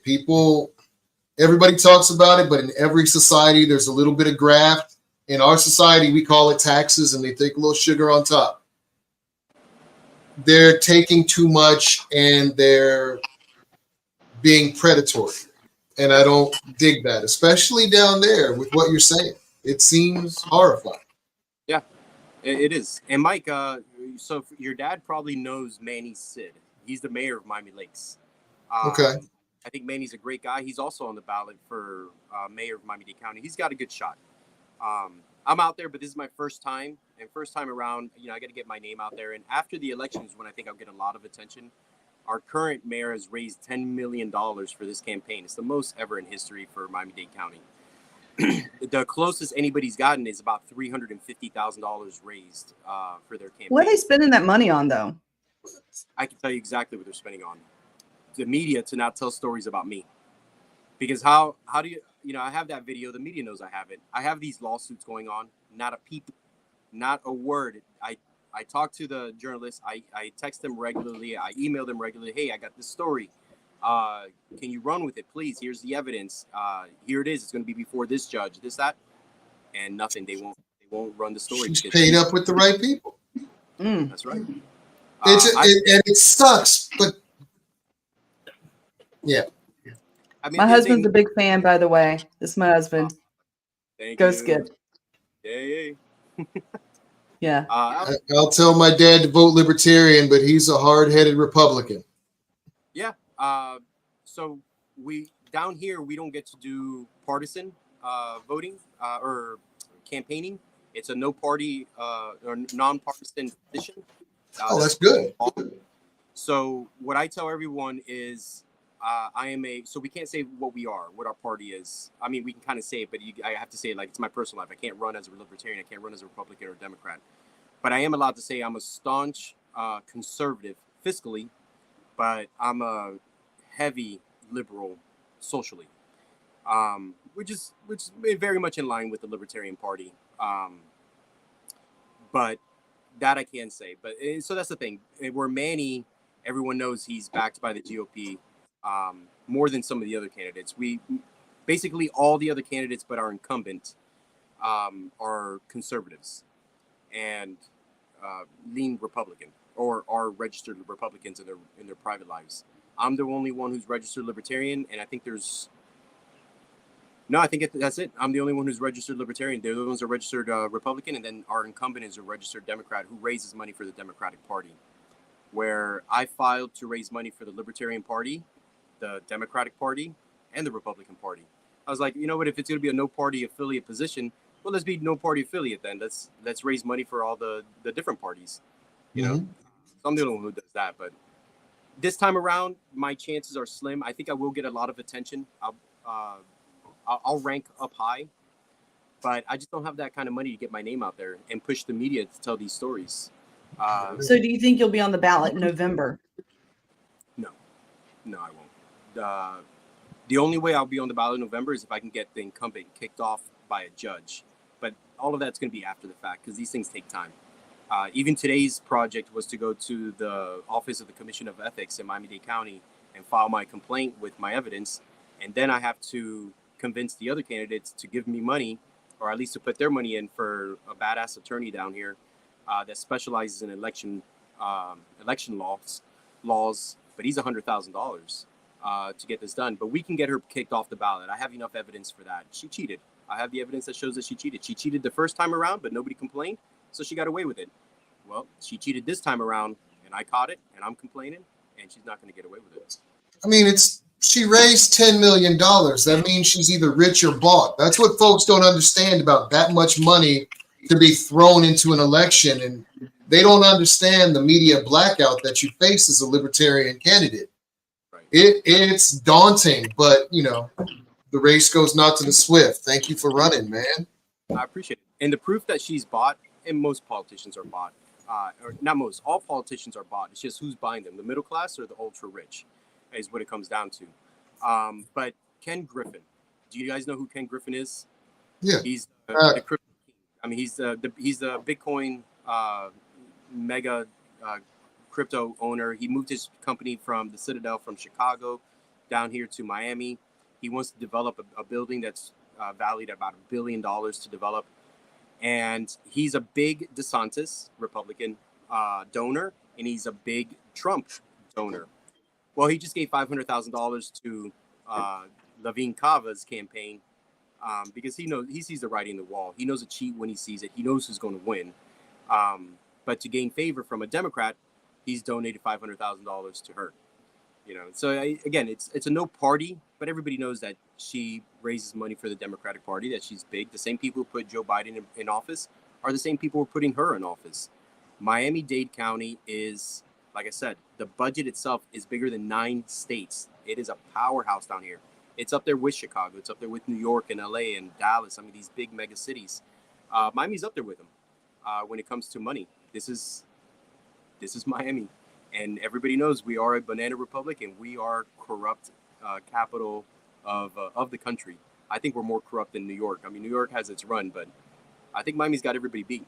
And what about New Orleans? I don't know if you can take the #1 slot. We got a bunch of contenders for that. DC, New Orleans, New York, Chicago. Miami. I'm gonna tell you, Miami Vice. That's the home of you know, real cartels that are out in the open and living lavishly, like Joel Osteen of you know, was it they called the church out there in Houston? Yeah, no, but of you know, just people that run traffic, you know, trafficking. I do have a question from Joe Hanush. Your election is August the 20th? Question mark. Correct. So the way it works is we have a primary in August. The election's November, but the primary in August, because it's a no party affiliate, Florida's a closed primary state, and then obviously that it comes to the municipalities, the counties. It's a so because it's a no party affiliate, and that's something that the voters voted on a couple cycles again. Now we can't run as Republicans, Democrats, or Libertarians, or any of it. So in the primary, all the candidates are listed. Now, if a candidate gets 50% of the vote plus 1 extra vote, they're automatically the mayor, or commissioners also have this. If nobody gets 50% plus the 1, then the top 2 vote getters, percentage getters, go to the November runoff, or it's the general election. We call it a runoff for the primary because of it's a no party affiliate, but we'll go off to November.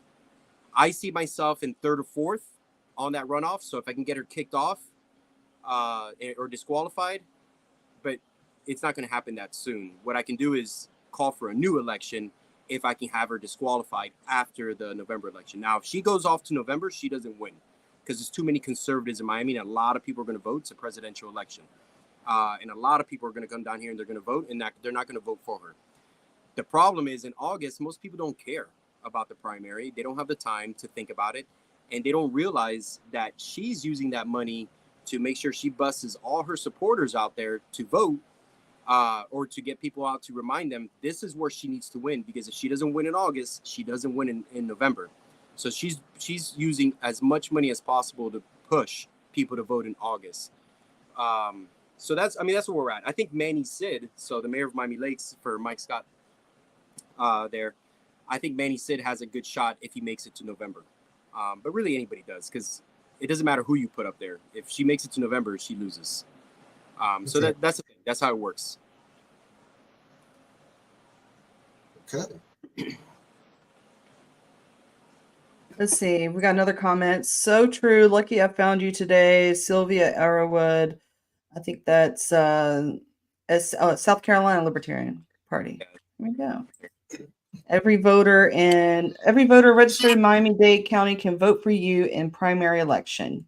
That is correct. Yes. Every registered voter in the county. It doesn't matter. I live in the county. I'm in District 2, technically, if you know where that is, which is outside of Miami Shores, just north of downtown Miami, about, 8 miles north of downtown Miami, off of the I-95 corridor.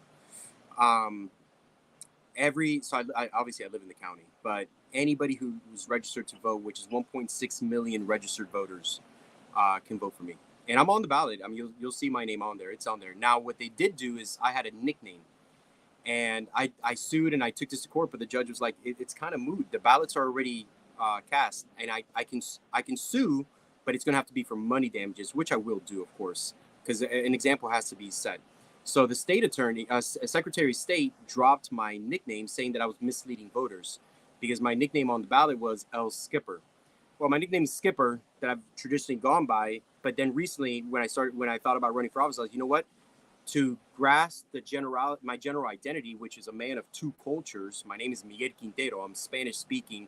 Yeah, I'm American, born here, American, but where my wife is American, but not born here, American. But I speak English, obviously fluently well. It's my primary language, but I also speak Spanish fluently well, as do 60% of the voters and residents of Miami-Dade County. So Spanish speakers can't say skipper, and there's a whole argument that I made, and the judge really liked it a lot, which is why he said it was a great argument. It's not in their alphabet or their vocabulary to say skipper. They always have to put an E in front, so it sounds as skipper. So when I started to introduce myself before I ever announced that I was going to run, I started introducing myself as skipper to Spanish speakers. They would say skipper. Oh, you're they would say tú eres el skipper. You are El Skipper. So I put my nickname as El Skipper.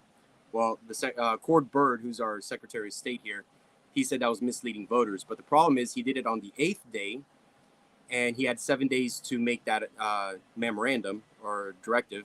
He did it on the 8th day, so he's outside of statute on that. And 2, he never said how it was misleading voters when it fits my general identity, which is what the statute says. I can have a nickname that fits my general identity. So if it's and they did it like that on purpose because they knew that a judge was their hands were going to be tied. They wouldn't be able to reprint all these ballots. It's 1.6 million ballots, and they started early on those ballots as early as they could. So I mean, that'll be a tort lawsuit after the fact, after the elections. So like I said, I've accepted that I'm not going to win this time around. I think I will get my name out there. I think I will get a lot of attention after, and then I'll run again in 4 years, and I'm going to bring to light all the corruption that the past administration did, because I really don't care about what other politicians do when they never go after previous administrations. I will, because I have the evidence, and now I'll have political clout, and now judges will listen to me, and I'll be able to go with an outside state attorney, because our state attorney is attached to our mayor. They have the same political advisor and campaign manager. And he's actually the one who needs to go to jail. And it sucks because I actually like the guy. In other circumstances, I would have considered him a great friend. The campaign manager, he's a very powerful campaign manager down here. He's basically the campaign manager to half the commission, the mayor, the state attorney, and most of the powerful politicians in Miami, including the city of Miami and other municipalities, because we have 26 municipalities within the county. But this guy is very powerful. And as a person, he's been to my house, we've spoken, and I like him. I think we could have been great friends, but he's still a crook. He's still a cheat, and he still has to answer for the crimes that he has committed. And that's what I'm going to do. Got another question from Joe Hanush. Is your campaign on social media? Technically, it is on Facebook, but I'm more focus on the website, and I ask people just to call me. My phone number is on the website, and I say just call me. It goes directly to my personal cell phone number. Get to know the candidate, and that's how I do it when I go to vote. Is I'll I'll see everybody who's on the ballot that I can vote for. I'll Google their names just to see what pops up. And usually it's going to be the website that pops up first. And then so I'll go to the website and then I'll say, okay, is there a contact phone number? If there isn't, I'll move on to the next candidate. And if there's a contact phone number, I will call the candidate. And if an aide picks up, I introduce myself, say, hi, thank you so much. I would like to talk to the candidate. If it's not now, then I would like to be soon. But I won't vote for this person, your candidate, unless I can speak to that candidate. And I would like to set up an appointment over the phone. And if they do that and they're willing to talk to me and I can get to know them that way, that's pretty much where my vote goes. Because at least they're willing to meet with the constituency. But the bigger ones, they won't. The big politicians, they won't do that. Yeah. I got a request for you. So I don't know if you know this, but we do make little 2-minute clips off of the entire show. So I put the entire show onto this AI clip maker, and it looks for like the most like trend-worthy clips of 2-minute clips. So my request for you, I want you to give your 2-minute elevator speech. I'm gonna solo you. I want you to do it in Spanish because it gets out to more people that way.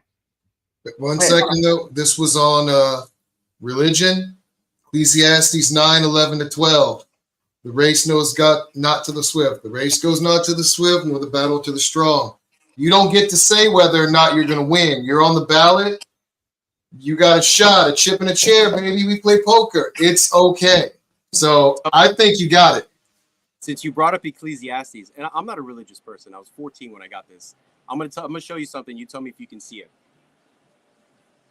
Now hold on.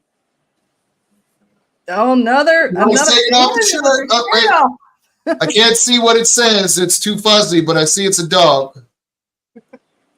It's Ecclesiastes. In the armor, the armor of God. That's that's that speech. The end of it is the armor of God portion.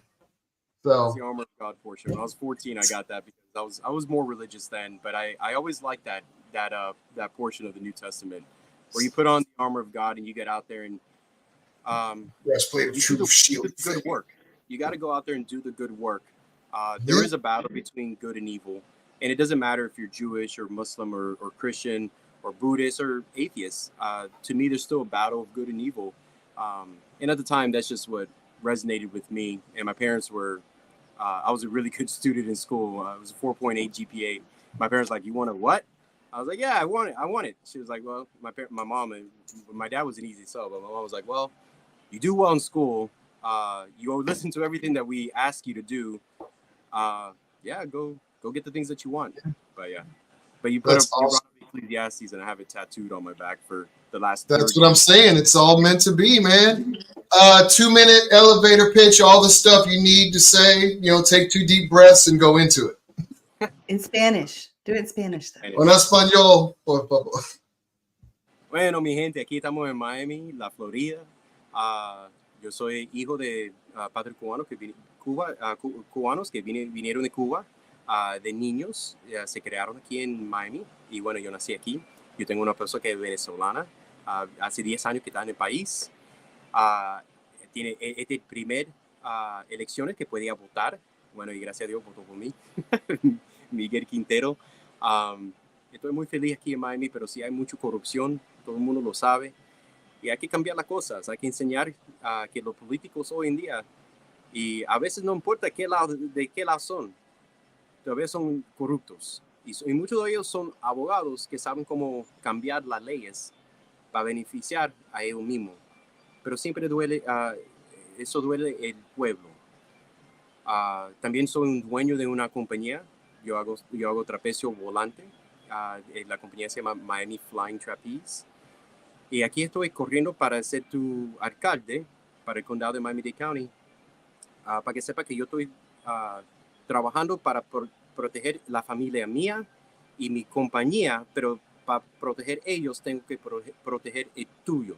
Hay que proteger tu familia, hay que proteger tus negocios, tu casa. Y ahorita lo que están haciendo los políticos están usando code enforcement para entrar a tu casa y eso, ellos están rompiendo la ley de los Estados Unidos, el Constitution y el Bill of Rights, que se dice en inglés, que ellos no pueden entrar a tu casa, pero lo siguen haciendo. Entonces, por eso yo también estoy haciendo una demanda en el corte para que una jueza le dice que tú no puedes hacer estas cosas. Bueno, si quieres votar por mí, mi nombre es Miguel Quintero.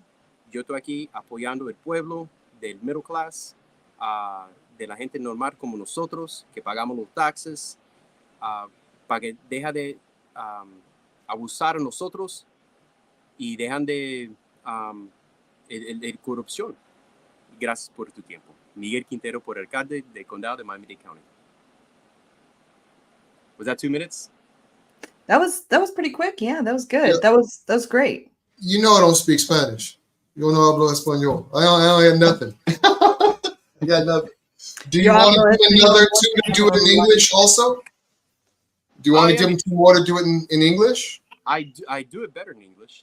English is my primary language. I can speak Spanish, but we get into a rhythm with language that it's like walking. We don't think about it. So with language in Spanish, I have to think a little bit harder.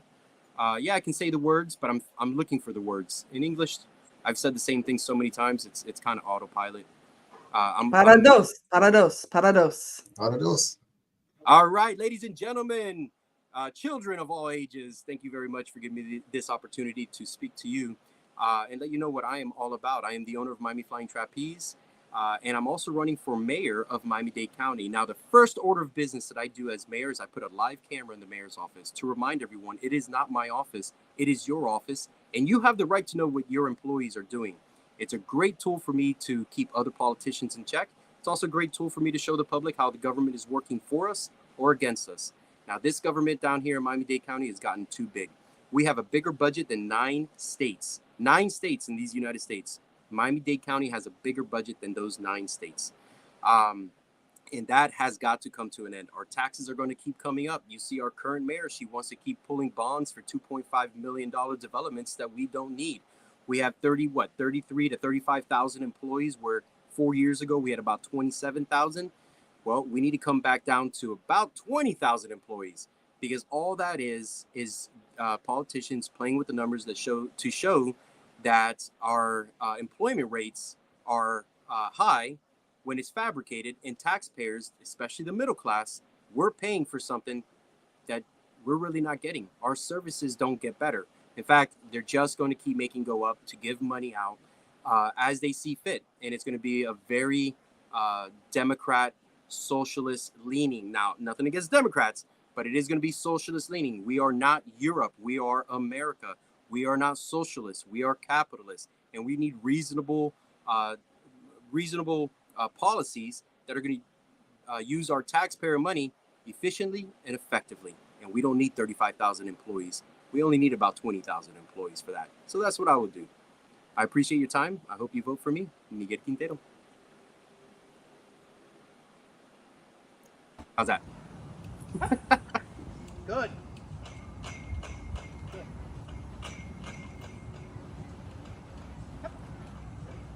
All right. Does your mayor have you?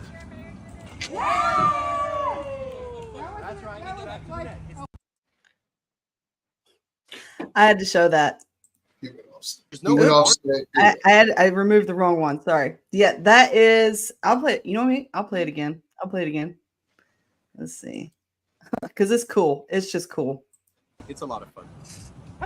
So that's me. That's called a catcher. I'm the guy right there in the left of the screen.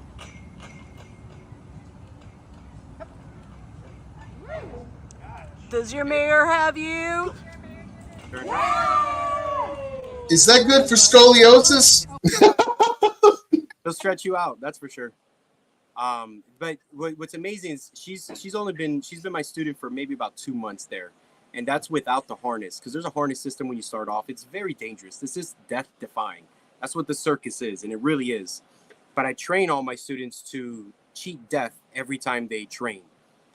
So it's repetitive, and there are certain notes that the student has to understand, that these are the points that you have to hit, and you'll be fine no matter what happens. Because if you do come off, there is a net, but even the net could be detrimental, and the net could bounce. It's a trampoline, essentially. It could bounce you out if you fall wrong. You can break your arm in the net, which has happened. You can break your neck in the net. if you don't know how to fall. So that's the first thing I teach everyone is how to save themselves. And then my job is to save that person when they're still in the process of learning how to save themselves. So literally every day that I have these classes, I'm saving people's lives. They just don't know it because I don't say it that way. But the waiver is very clear. It's a bunch of stuff on my waiver that I make everybody sign.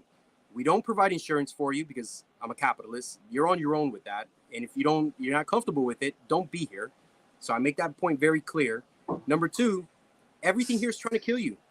So keep your head on a swivel, pay attention, focus. It's not an amusement ride. This is here. This is an art, but it's a very dangerous art. And that's the appeal of the circus. It is death defying. But of course you can cheat death on a regular basis, just like skydiving. But how do you get into it? How did you get into it? Chasing girls. I mean, and then ask my wife how she got into it, chasing me, which was great. That's how she got me. She took an interest in the things that matter to me, the things that I like. And awesome. She was my student originally. I was like, I can't date my students. She goes, I quit. I'm no longer your student. Now would you go on a date with me? I was like, yeah, I'll go on a date with you. And obviously, she didn't fully quit, but I was like, I can't date my students. It's not ethical. She goes, fine, I quit. And she did. She quit for like a couple weeks, and she goes, would you go on a date with me now? So we went on a date. I was like, you don't have to quit. We've already gone on a date. It is what it is. And then it progressed from there, of course, and we got married, and we live here happily ever after. That's awesome. That's a great story. Why do we do things that we do? We're always chasing somebody or something, let's be honest about it. That's how I got into circus. I was just chasing a girl. I knew nothing about it. I was adventurous. There's all kinds of different things that I was doing. I was thinking about getting triathlons, but I hate running. I'm a big, bulky guy. I'm 5'4", 200 pounds. I'm not a runner. I've run a lot of my life. But, I don't know. You chased down that guy setting a fire on the doorstep pretty good. You caught him. That one was fun. That's just a lot of adrenaline. That one's. I had a lot of fun doing that. So you saw his face all beat up. I enjoyed doing that. I don't have a problem taking down bad people, And if the guy changed his life, of course I would change my opinion of him. Of course, you still got to do your time. But if you change your life because of it, and he peed his pants because I said really bad things to him. I forced him to go back to this scene of the crime. And I said really bad things to him of what I was going to do to him. And it's not stuff that you want to repeat, but he cried and he peed his pants because he was terrified that I was actually going to do it. And it was like a come to Jesus moment, I hope, for him, where maybe he'll do he did 5 years. That's what they gave him in prison. And I'm sure he's out already because it was 5 years. This was 6 years ago now. He hasn't come looking for me, which is great for his sake. And hopefully he changed his life, but he was like, I have kids, don't do these things. And it was bad. I mean, the things that I said, I was a monster. But to me, that's what it takes. If you're going to do these things, I'm a warrior type, and and warriors, I mean, I have a good side, but I always have to have that bad side ready to go because you have to do bad things when you're dealing with murderers, when you're dealing with bad people. Yeah, you gotta punishment isn't nice. Punishment isn't sweet. I really like the disparity between the two nominees. One was all about peace, and one is like you're all about peace, but prepare to hurt folks just in case it's necessary. And I don't know. That's the don't tread on me and the F around and find out side. The FAFO. Even I'm sorry, go ahead. No, essentially, that's what I think America is. I mean, we're known to be some of the most kind, loving, generous people on this planet. But we're also known that if you mess with us, we will be the cruelest, most evil thing you would ever see. We want good politicians that would always go towards the side of good. But when it's time to go to war, and we don't want war, we never want war. But when our backs are on the wall, when we don't have a choice, we're gonna fuck shit up, Well, we're going. That's what Sadhguru said. He said, we live in a time where if you have something beautiful, people want to steal it or destroy it. And we always had great monks and great artists and nobody had great warriors, and they suffered for it. So, I mean, I'm down with the FAFO. I just am trying to lead with love. So, I mean, as an artist, that's what I do. I lead with love. I'm just prepared. I'm a big advocate of guns for that reason. We can't always wait for someone else to come save our lives. Yeah, I never want to use it. I've never had to use it, even in situations like that. That's not the only, that's just a situation that was caught on video. It's not the first time I do stuff like that. And I've never had to shoot anybody, even though I've had my gun on me. I've always been able to, because I was younger, and I'm still relatively fit now, where I can control a situation. But if I'm at a disadvantage and people are going to die, I'd rather the bad guy at the hands of a bad guy. I'd rather take out that bad guy. Yeah, I'll forgive myself. I'll forgive myself for doing bad things. Yeah, I'll feel bad about it, but I'll forgive myself. And that's where I'm at, you know. And my whole family's military. And I reminded my brother, because he was a little bit more of an artist, and I was like, all right, if you're gonna go in, because he went into the Army, if you're gonna go in, just remember, you're doing your job. And if your COs say you do it, and it's not you doing it, it's your CA doing it. You're part of the tool, but you do your job, and you know that you served your country. He had a hard time with that when he came back from tour, a very hard time. It took him about 6 years to come back to some level of normalcy. I didn't recognize him at all. He wasn't the same person. Now, eventually he came back a little bit, and he acclimated back to civilian life. But he struggled. He was numb. But yeah, but that's the thing. Yeah, we are tools, whether someone wants to say tools for God, to defeat evil, or tools for the universe, however you want to say it. You know, there is a war of good against evil, and it gets gray when it becomes political and you're going up against politicians. So obviously, in that realm, there's no need for war, because we're not there yet. I don't think we're ever going to be there yet. Again, we need brilliant politicians who come in and fight the wars in the court. Or that's where I am. That's where I'm the warrior now in court.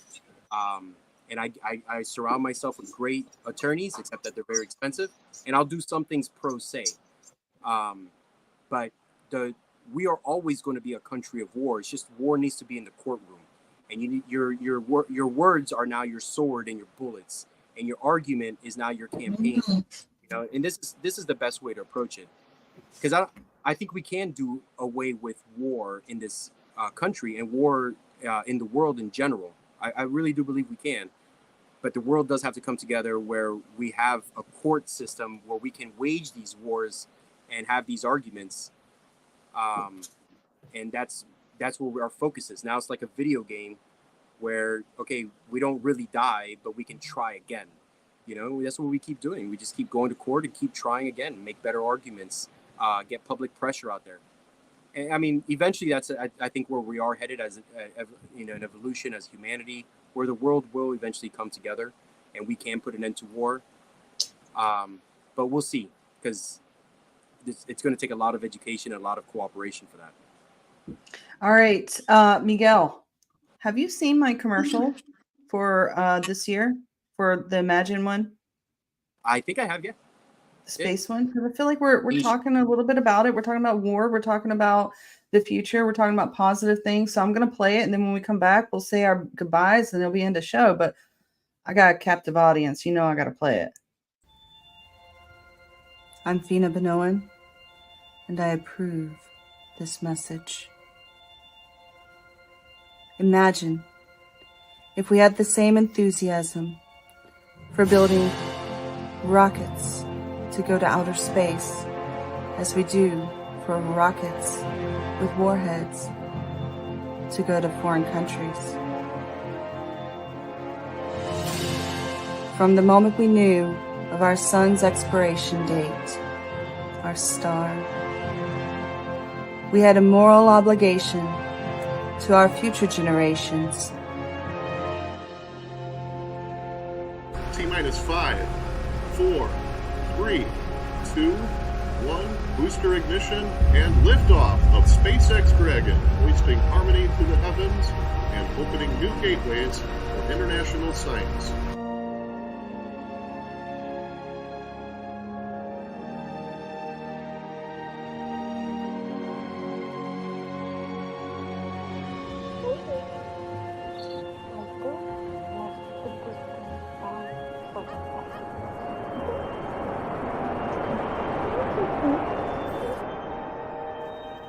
to work together and find a way to escape this peril. It's bigger than one person. It's bigger than a generation.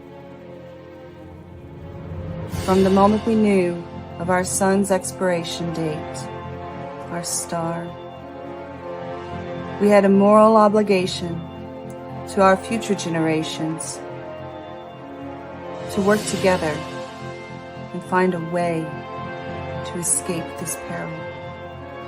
This is bigger than one person. It's bigger than one generation. But if we all do what we can, when we can, together, we can save the future of humanity.